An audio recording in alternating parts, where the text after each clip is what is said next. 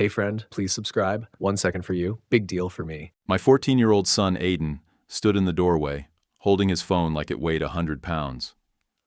They posted the invite list, he said. I was finishing up dishes in the kitchen. He didn't need to say which invite.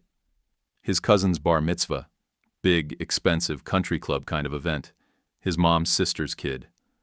We both knew it was coming up. I just didn't know it would hit like this. I dried my hands on a dish towel and turned to him. He didn't move.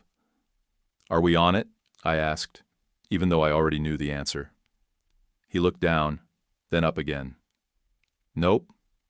I kept my face steady. I didn't flinch. But inside, that was a different story. Quick note. Before listening, share in the comments which city or country you're watching from. Let's get to know each other and see where our community is from. And let's continue. Aiden crossed the room and handed me the phone. There it was, the glossy digital flyer posted to Instagram. Professional attire only, adults only, strict guest list. Formal RSVP required. Names listed in tiny gold letters. All of them.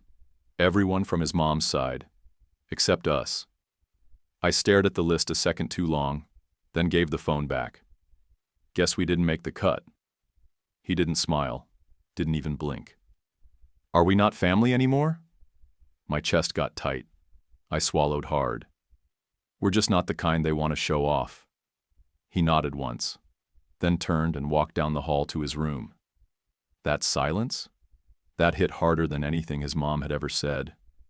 Or not said. I just stood there, still holding the towel. My hands clenched without meaning to. I'd been raising Aiden by myself since his mom took off 4 years ago. Ran off to Austin with some finance guy she met on LinkedIn. Real charmer. Wore loafers with no socks and posted about vision boards like it meant something. She left a note on the table and a week later changed her Facebook to engaged. From that point on, it was like me and Aiden had never existed. No calls, no cards, no birthdays. And now? Now her family followed suit. Quietly cut us off like we were some embarrassing phase she needed to bury. I kept it civil. Always did. Never talked bad about her to Aiden. Never stopped him from texting her, even when she ghosted him half the time. I figured, let her build whatever polished image she wanted. But this was different. They didn't just cut me out. I was used to that. They told my son he didn't count, like he was something they could Photoshop out of the family picture. That night, I passed by Aiden's room and saw his sketchpad open on the floor.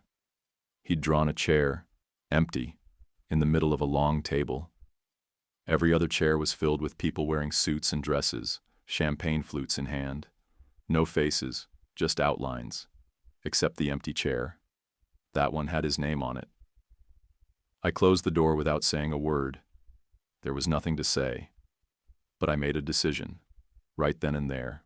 I'd spent 4 years keeping my head down, being polite, respecting their distance. Screw that. They drew the line. Now I was going to show them exactly who they left out. I didn't rage. I didn't post about it. I didn't even bring it up again. I worked.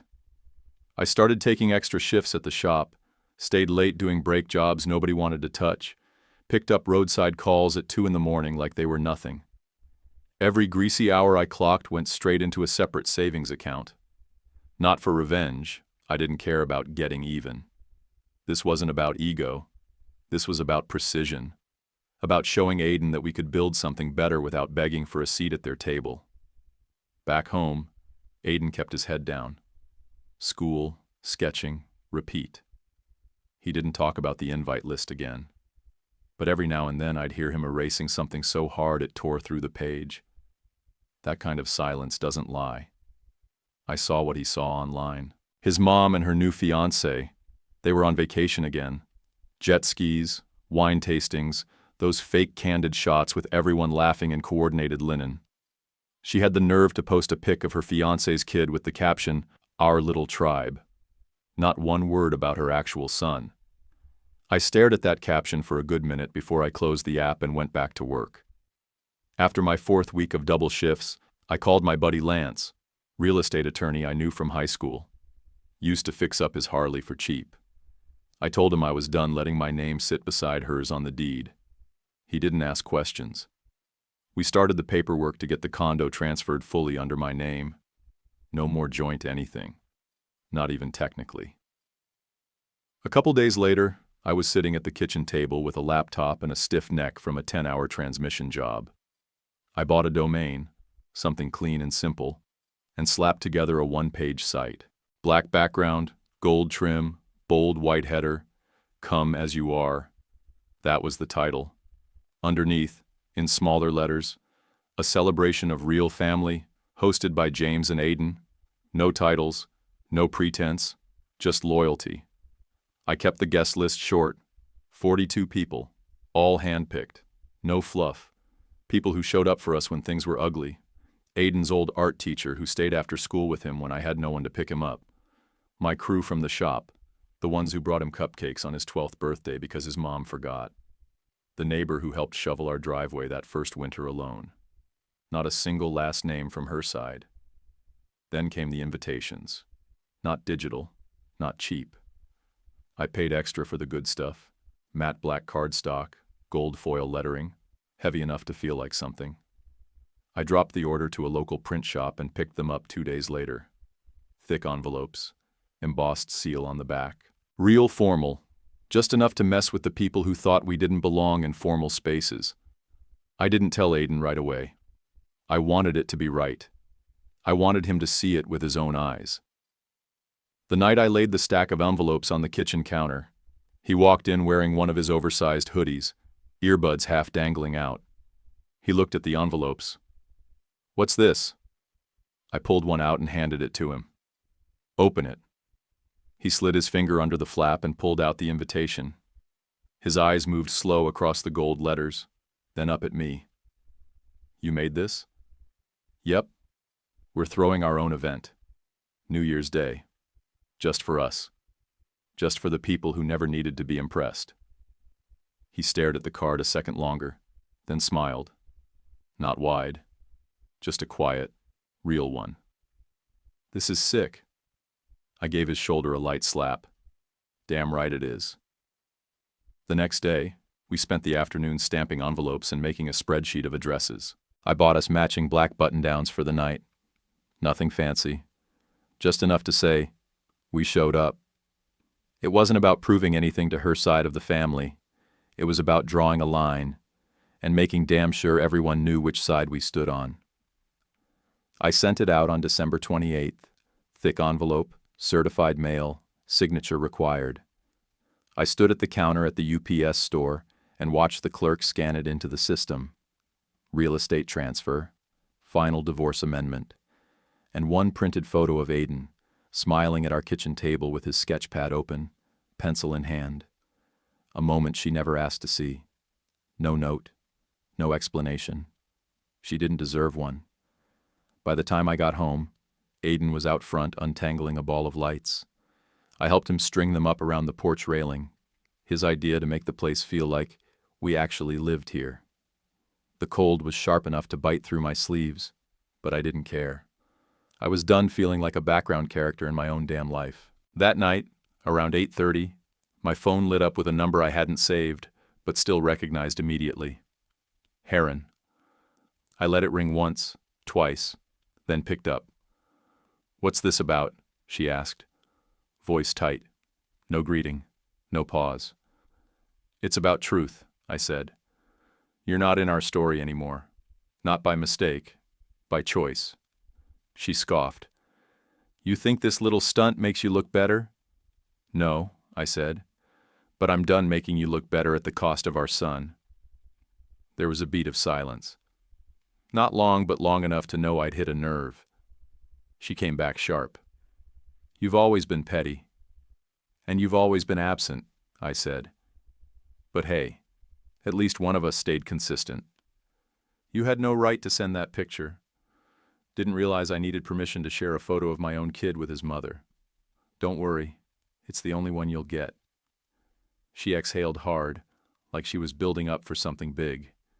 But whatever it was, She choked on it and hung up. I stood in the kitchen with the phone still in my hand, screen glowing. Aiden was in the living room fiddling with the light timer. "Who was that?" he asked without turning around. I slid the phone into my back pocket. "Nobody that matters." He nodded and went back to what he was doing. No questions. He didn't need answers he already knew. We went back outside, finished hanging the last string of lights under the awning. The bulbs flickered on, soft yellow, just enough to give the house some warmth. He stepped back to look, hands on his hips. "Not bad," he said. "Not bad at all," I agreed. Inside, I pulled the divorce documents from my drawer one last time. Her name used to be all over everything. Co-owner, emergency contact, secondary guardian. Now it was a ghost. Lance had filed it airtight. No loopholes, no access, no claims. Condo fully mine. Custody defaulted to me by abandonment. She'd never contested, never followed up, never paid attention. I wasn't even angry anymore. Just done. That night, I tossed out the last shoebox of leftover junk she'd left behind. Old charger cords, some jewelry she forgot, one of her old work notebooks with a scribbled budget from before she ran off with Mr. Crypto. I didn't even look through it, just dumped it all straight into the trash. The next morning, I watched the mail carrier scan the tracking number on my receipt and confirm delivery. Signature received. No return comment.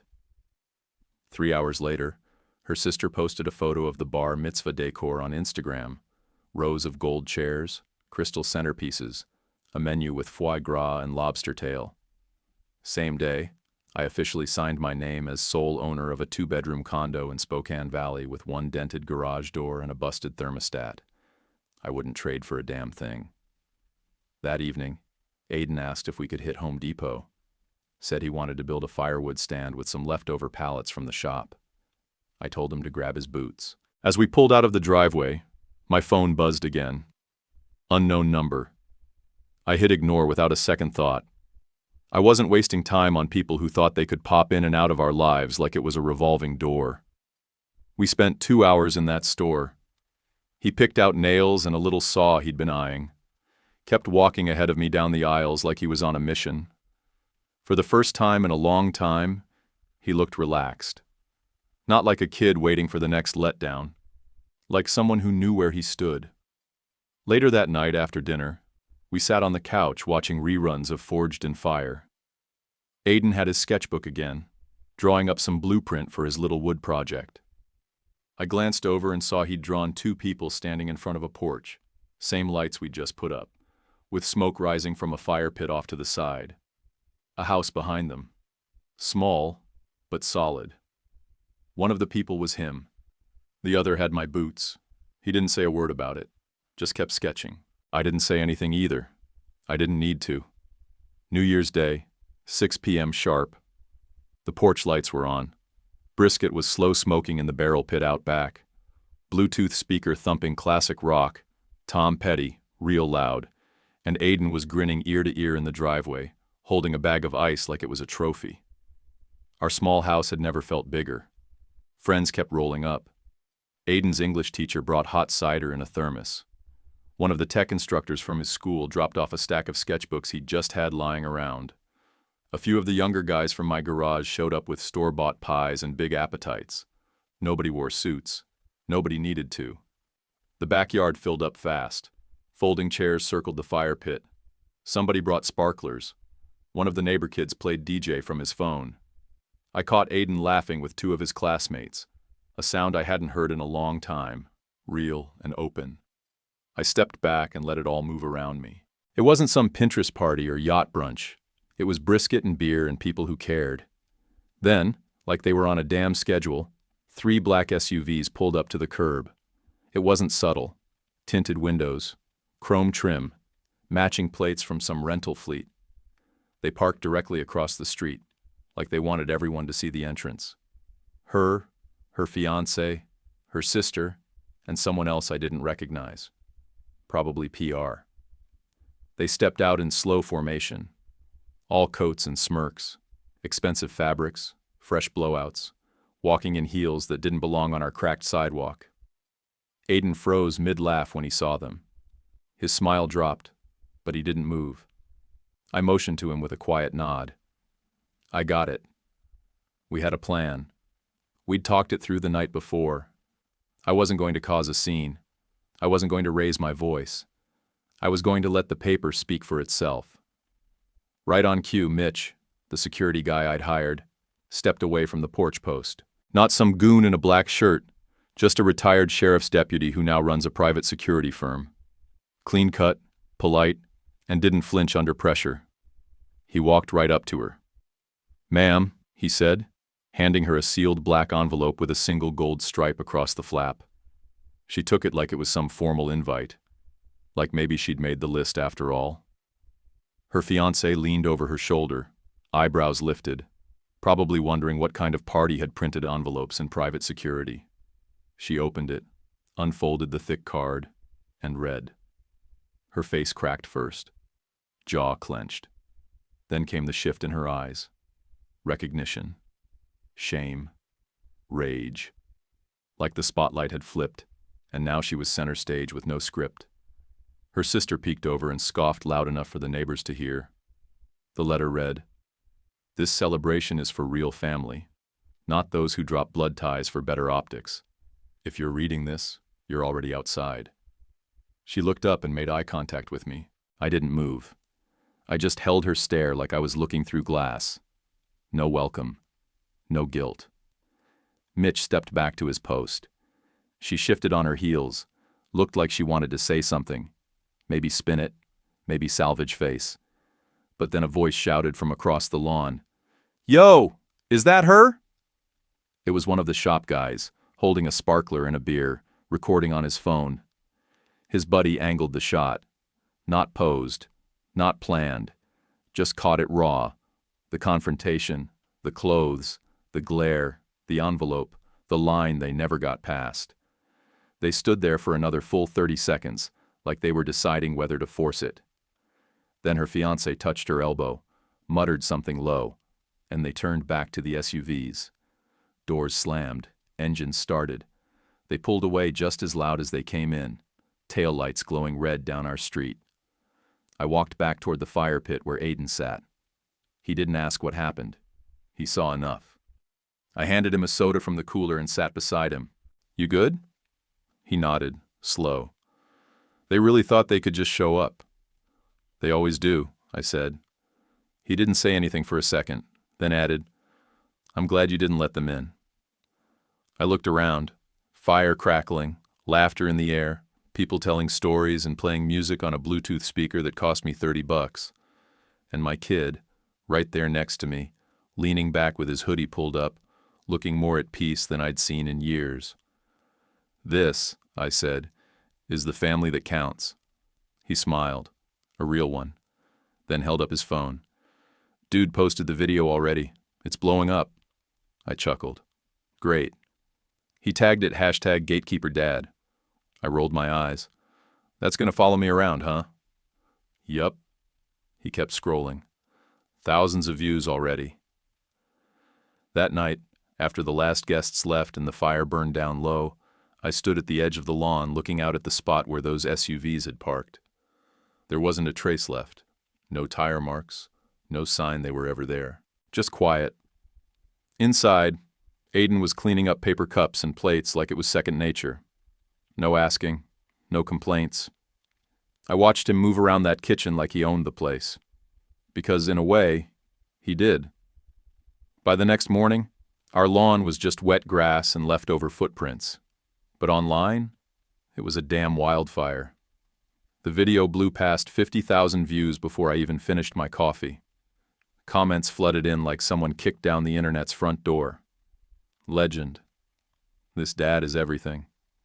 Imagine choosing a yacht over your own kid. Gatekeeper Dad goes hard. Aiden sat across the table, chewing cereal like it was any other Monday. Meanwhile, his phone buzzed every few seconds. He didn't say much, but I saw the corners of his mouth twitch every time a new notification popped up. At first, I figured it'd fade after a day or two. But no, it got bigger. People started screen capping the letter, sharing quotes, debating real family versus fake loyalty in the comments like it was gospel. Some parenting blog reposted the clip with the title, "Boundaries Done Right." I couldn't keep up with it, and I didn't try to. But I did notice something else. The silence. From her side. Her influencer sister, the one who built her whole brand around authentic luxury and sponsored eco-linen robes, lost 2 partnerships before noon. I saw the proof on Twitter. Someone posted an email leak from one of her affiliates that said, "No longer aligns with brand values." Brutal. I couldn't lie. It felt good. Then came the local paper. Front page of the community section. Mechanic father teaches elites a lesson in loyalty. They didn't even call me for a quote. Just ran the story based on the video, some background research, and public comments. Described me as calm, unshakable, and protective in a way money can't imitate. Aiden clipped the article out and taped it to the fridge like a kid who just made honor roll. At school, it hit even harder. His friends started treating him like some kind of legend. Teachers gave him nods in the hallway. And then the guidance counselor, the one who used to glance at me sideways during parent meetings like I was the problem, stopped him after 3rd period. "That was really your dad?" she asked. Aiden just smiled and said, "Yeah," then walked off. He told me that part later, grinning when he did. I just clapped him on the back and said, "Damn right." It should have stopped there. But the phone kept ringing. Most were blocked numbers or DMS from news sites, a few podcast invites. I ignored all of it. Until the landline rang, the one only a handful of people still had. I was in the garage wiping down a distributor cap when I picked up. "James," the voice said. "It's me." I knew who it was immediately. Her dad, a man who once shook my hand at our wedding and told me, straight-faced, that he respected men who worked with their hands, then turned around and told my wife I'd never rise above my tools. Now here he was, calling me like it was Sunday dinner. I wanted to say, "We owe you both an apology." Not I was wrong, just we. Like they'd all sat down and written a joint statement. I didn't say a word. He waited. I heard his breath shift, like he expected me to jump in, say something forgiving, take the high road. But I just stood there with the phone to my ear, letting him sit in that silence. 10 seconds. 15. Then I hung up. I walked back inside, cracked open a root beer, and sat down next to Aiden on the couch. He was sketching again, a new piece. 2 hands holding a chain, but only one side was letting go. Symbolic. Sharp. He glanced at me. "Everything okay?" "Yeah," I said. "Just someone trying to catch up." He nodded, satisfied. No more questions. That night we grilled burgers in the backyard. Aiden insisted on doing the patties himself. I watched him set them on the grill with steady hands, checking the sear like he was auditioning for Top Chef. Proud didn't even begin to cover it. As we ate, he scrolled through the latest batch of TikTok comments, reading a few out loud. "This dad should run for president. That one's wild." I laughed. "That's how you know the internet's lost its mind." He kept going. One guy said, "My dad ghosted me for a new family. Wish I had someone like yours." That one hung in the air for a second longer. Aiden set the phone down. "Kinda crazy, right? Like, it's just us." "Yeah," I said, "and apparently that's enough." Later that night I checked the fridge. Still had the paper up, the article headline sitting right next to Aiden's firewood stand sketches, and his last math test with a giant red A. I took a picture of it. Just one. Didn't post it anywhere. Didn't need to. Some moments aren't for sharing. They're just for remembering. It was a Saturday morning when Aiden slid an envelope across the kitchen table. No return address. Just a plain white rectangle with careful handwriting and a stamp already stuck on. He didn't sit down. He just stood there with his arms crossed, watching my face. "For Mom's sister," he said. I didn't touch it. "You sure?" He nodded once. "Read it." But I'm still mailing it. So I opened it. The handwriting was neat. No doodles, no messy corners. Just straight lines and sharp sentences. The kind that hit harder because he didn't dress them up. You said we didn't belong, but I belong right where I am, with the one parent who stayed. I didn't breathe for a second, just kept reading. You used to call me your bonus nephew. You posted throwback pics and tagged me in them like you actually meant it. But I remember every birthday you skipped, every message you left unread, every promise to see me soon that never happened. I looked up at him. He didn't flinch. He just waited. You posed as the perfect aunt online, the fun one, the cool one, the one who cared. But you never called once after Mom left. Not even when I broke my arm. Not even when you saw the pictures. I remembered that arm. Third day of 7th grade. Fell off his bike in the school parking lot. She liked the Facebook post and never said a word. You called my dad a loser. I heard you. You thought I wasn't in the room. But I was. I remember everything. I remember how you laughed about our apartment. Said it smelled like a tire shop. That line made me grip the edge of the table. But guess what? That loser never left. Never lied. Never pretended we didn't exist just because it made things easier on camera.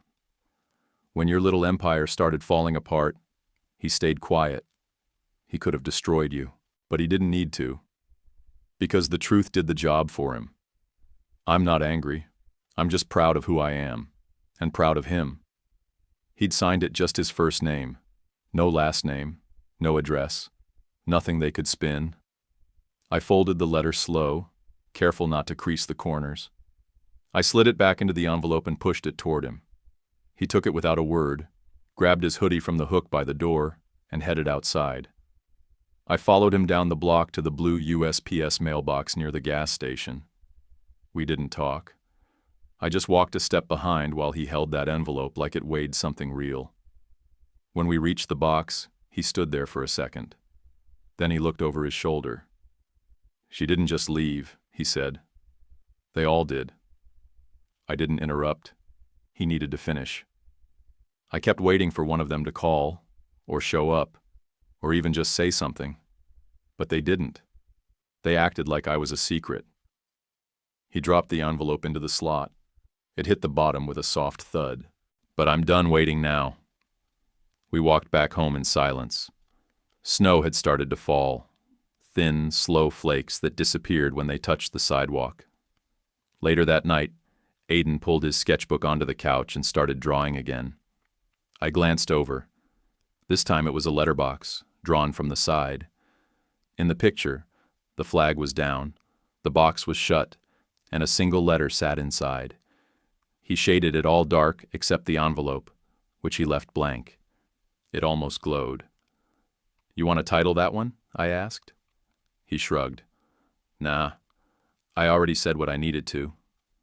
I didn't press. He knew what he was doing. That was his voice now. Sharp lines and soft punches that landed deeper than yelling ever could. Before bed, he stopped by the kitchen. His hand hovered over the newspaper clipping still taped to the fridge. You think she'll even read it? He asked. She'll read it, I said. People like that always do. He gave a small nod, then headed to his room. I stood there alone in the kitchen, eyes on that taped-up article, next to his test scores and sketches and scraps of a life built from scratch. No filters, no hashtags, just hard work and showing up every single day. He mailed that letter without asking for permission or forgiveness. He didn't care what came back, if anything did at all. And I realized something as I watched him close his door that night. He didn't need closure. He already had clarity. Aiden's letter went out on a Monday. By Wednesday, the internet did what it does best. It dug deep and hit nerves. Her sister's Instagram page was already taking heat, but this time it got serious. A TikTok user with too much time and a decent following posted a breakdown of her luxury brand's unpaid invoices, screenshots of vendors claiming they never got paid, emails unanswered for months. The video had charts, receipts, and commentary like it was an episode of Dateline. The clip racked up over 500,000 views by Friday. By the weekend, the hashtags turned ugly. Her polished authenticity act cracked. People started calling her a fraud. Someone exposed a fake donation receipt she used to promote a campaign last fall.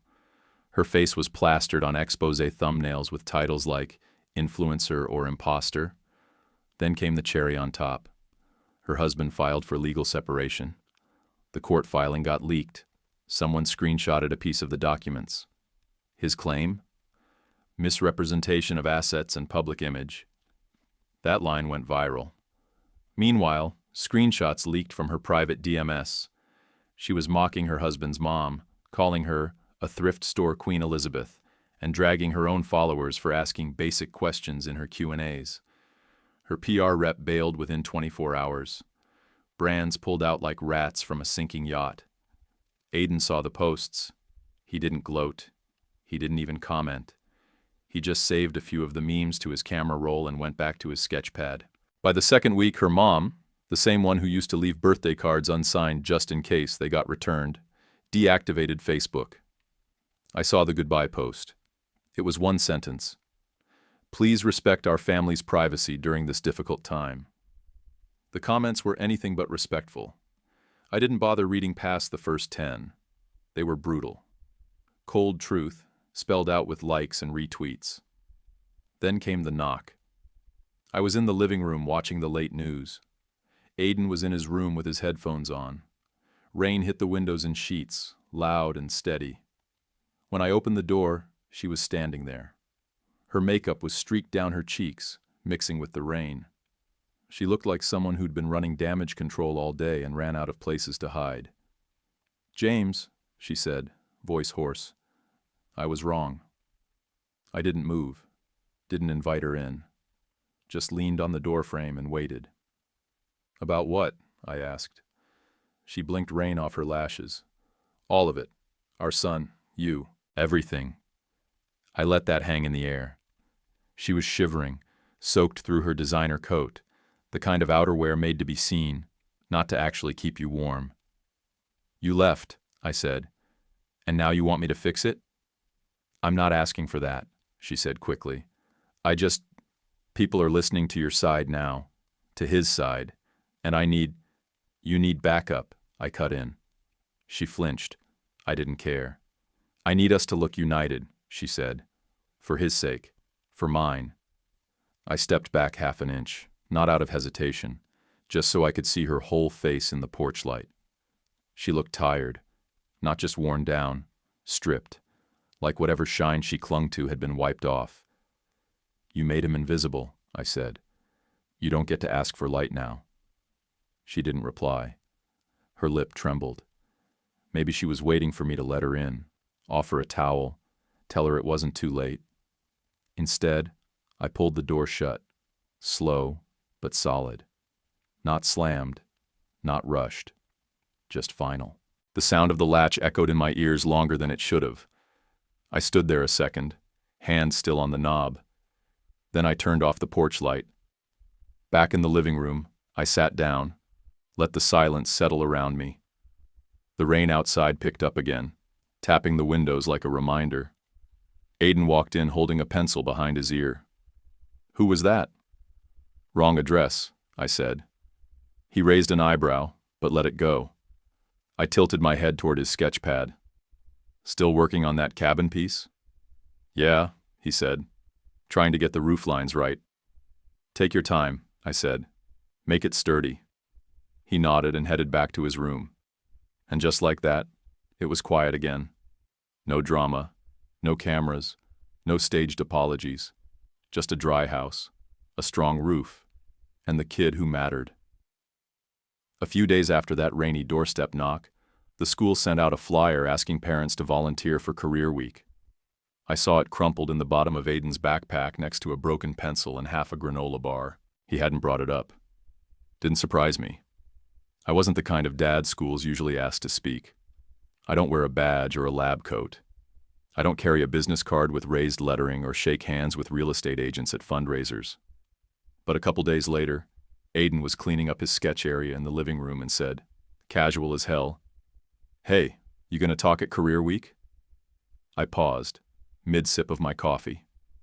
Why? You want me to? He shrugged, but didn't look up. Could be cool. They get a lot of boring jobs. Figured yours isn't. That was all it took. I filled out the form, turned it in, and circled the date on the calendar like I was prepping for a damn court appearance. When the day came, I didn't clean up for it. No pressed shirt or shined boots. I walked in wearing my usual scuffed work boots, dark jeans, a red flannel that had seen too many oil stains to count, and hands that told the truth whether I wanted them to or not. Some of the other parents wore slacks, silk scarves, ID badges clipped to lanyards. The nurse had a slideshow. The software guy brought gadgets. One mom passed out custom pens with her law firm's logo on them. I had grease under my nails and a black thermos in my hand. The school set us up in the gym. Folding chairs, portable mic, squeaky floors. They brought in different classes by the hour. I waited my turn, standing in the corner near the exit in case I changed my mind. Then Aiden walked in with his class, scanning the room till he found me. He didn't wave. He just nodded like we were meeting on neutral ground. His friends whispered something and laughed. I clenched my jaw but stayed put. The teacher, a tall guy with a bad tie, started introducing the guests. When it came time for me, he opened his mouth, but Aiden stepped forward instead. He walked to the front, turned to face the room, and pointed to me. "This is my dad," he said. "He fixes things, not just engines, people, homes, promises." The room went quiet. I stood and walked up to the front. Didn't touch the mic. Didn't need it. "I'm James Bennett," I said. "I work at a garage down in Spokane Valley. I fix cars, trucks, the occasional lawnmower when someone's desperate." A few chuckles, mostly polite. I kept going. "Been doing this a long time. Long enough to know people treat you different when you've got calluses instead of cufflinks. But here's the thing. Engines don't lie. They either run or they don't. They either work or you fix them." A kid in the second row raised his hand. "What's the hardest thing you've ever fixed?" I smiled. "A water pump in a '98 Jeep Cherokee with a snapped bolt buried behind the fan clutch." He blinked. "Cool." I looked around. But the most important thing I ever fixed wasn't a car. Aiden watched me, arms crossed, no expression on his face. But I saw it in his eyes. "It was a promise," I said, "to show up, even when nobody else did. Especially then." That was all I needed to say. I stepped back, gave the next parent the floor, and headed toward the edge of the gym. Then one of the teachers, I think she taught science, caught my arm as I passed. "Mr. Bennett," she said, "you raised a good man." I nodded. "Trying." "No," she said, "you did." That hit harder than any applause. Later that afternoon, I picked Aiden up from practice. He hopped in the truck, tossed his backpack in the back seat, and said, "You actually did good." High praise. "One of the guys said you were the only speaker that didn't sound fake." I chuckled. "Well, I don't own a fake voice." "Guess not," he said. Then after a pause, "Thanks for coming." "You asked. I showed." That was our deal, always had been. He asks, I show. No exceptions. No outs. That night we grilled steaks in the driveway. No real reason. Just felt like we'd earned it. I watched him flip them with my old tongs, humming along to the radio. He wore the same hoodie he always did, sleeves pushed up, wrist covered in pencil marks. I sat back with a cold drink and just watched him move. He was getting taller. His shoulders were starting to square out. He didn't ask for help flipping the steaks or carrying the plates inside. That kid, the one who used to sit on the porch waiting for birthday cards that never came, he wasn't here anymore. Now I had a young man standing next to me, one who spoke up when it counted, one who knew the difference between respect and reputation. I didn't need a stage or applause or viral videos. I had this, boots in the dirt, heat from the grill, and a kid who knew what real love looked like. And that was enough. 2 weeks after Career Week, Aiden and I were at our usual spot, Mike's Diner off I-90. Vinyl booths, bottomless coffee, servers who knew your name without asking. We sat in our regular corner near the window, eating pancakes for dinner just because we could. Aiden was halfway through sketching a new logo for my buddy's detailing shop, said he wanted to start trying freelance stuff.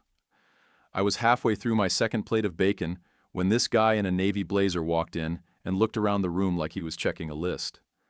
Then he spotted me. He came straight over, no hesitation, and stood at the edge of our booth like he'd rehearsed it. "Excuse me," he said. "Are you the man from the mechanic story?" I wiped my hands on a napkin and looked him up and down. Blazer, no tie, loafers, nice watch. Didn't look like our usual crowd. "Guess so," I said. He smiled and held out a card. "I run a national mentorship program for young people going into the trades. Carpentry, HVAC, electrical, mechanics, the works. We host an annual summit. Big turnout. We'd like you to speak this year." I blinked. "You want a mechanic up there?" He didn't flinch. "We want a father who stood his ground." Aiden paused his sketching, looked over at the guy, then nudged me under the table with his foot. "You should do it," he said. I stared at him, then at the card, then back at the guy. "I'm not a speaker," I said. "Never done anything like that." He nodded like he'd heard it before. "That's fine. We don't need a polished pitch. Just your story. 5 minutes. We'll cover everything. Flight, hotel, meals. It's in Denver, March 17th. "Lot of real professionals in those rooms," I said. "I'm just some guy from Spokane who turns wrenches." "Exactly," he said. "You're the kind of story they never get to hear." Aiden nudged me again. "Come on, Dad."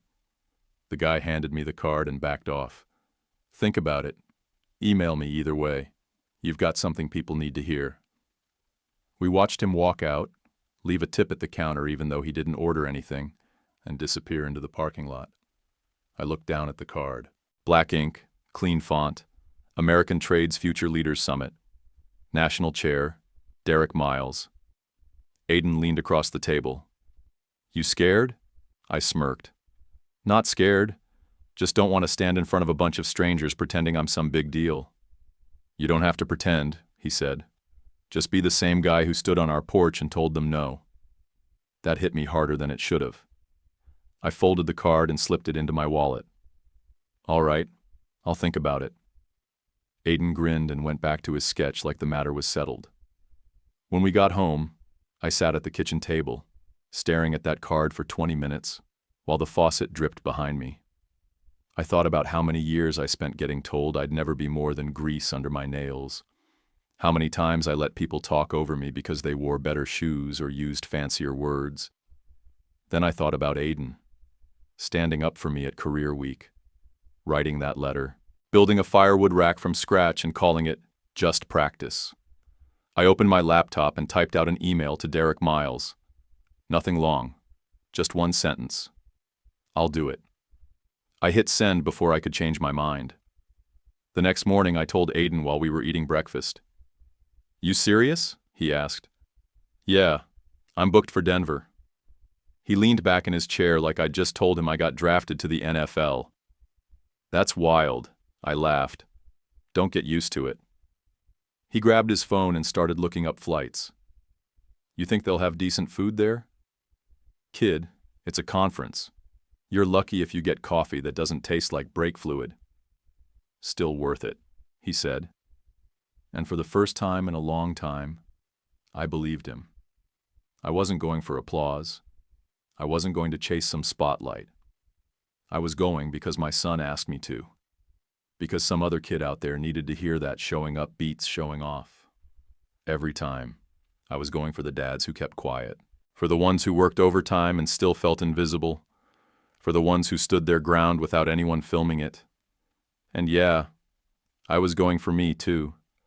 Because I finally had something worth standing up and saying. March 17th came faster than I expected. I spent the night before at a Holiday Inn near the Denver Convention Center, staring at my boots for longer than any grown man should. They'd offered me a suit. I turned it down. I wasn't going to start pretending now. That morning, I put on my cleanest flannel, ran a comb through my hair, and ate breakfast with Aiden at a plastic table in the lobby. He was calmer than me, sipping orange juice like we were just grabbing a bite before school. "You ready?" he asked. "Nope." He grinned. "You'll be fine." We walked into the building just after 10. A sea of faces. Apprentices in union jackets, teachers, old-timers with worn hands, teenagers still figuring out which end of a wrench to hold. 900 people packed into rows. I could feel the hum of it in my chest. Derek Miles greeted me at the side entrance and clipped a mic to my collar. "Take your time," he said. "Just speak like you're talking to your kid." I glanced at Aiden standing just behind the curtain. He gave me a thumbs up. That helped. They called my name. I walked out slow, boots echoing across the stage floor. The lights were bright, but I didn't squint. I looked at the crowd and found a handful of guys just like me. Sleeves rolled up, work boots laced tight, waiting to see if I had anything worth saying. "I'm not a speaker," I started. "I'm not a CEO or a brand ambassador. I'm a mechanic. Been one since I was 17. And for a long time that meant people looked at me like I wasn't much." I let that hang.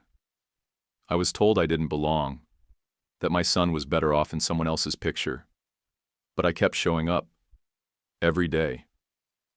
I didn't read off a script. I didn't need to. I told them the truth. They called me a joke, a grease-stained embarrassment. Now they call me sir. But I didn't change for them. I stayed for him. I glanced toward the side stage and caught Aiden's face, half hidden behind the curtain. He was nodding, slow, steady, like he'd heard these words before but needed to hear them out loud.